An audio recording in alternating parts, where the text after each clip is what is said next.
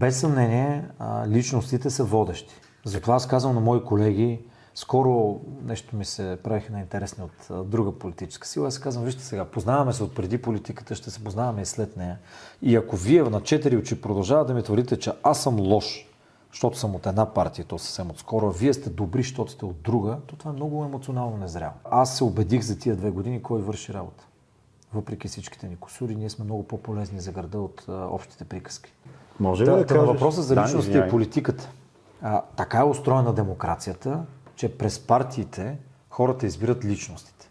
Да, много често партиите толерират по-посредствени хора заради послушанието им. И в крайна сметка оценката на гражданите получава най-висока оценка тази партия, в която се вижда, че всъщност има повече независими, качествени хора, които да вършат работа. Което съвсем не означава, че в опозицията няма такива. Напротив, аз наскоро в едно интервю похвалих най-успешния общински съветник от опозицията, колежката ми Милка Христова, която сега вече не е в листата за общински съветници.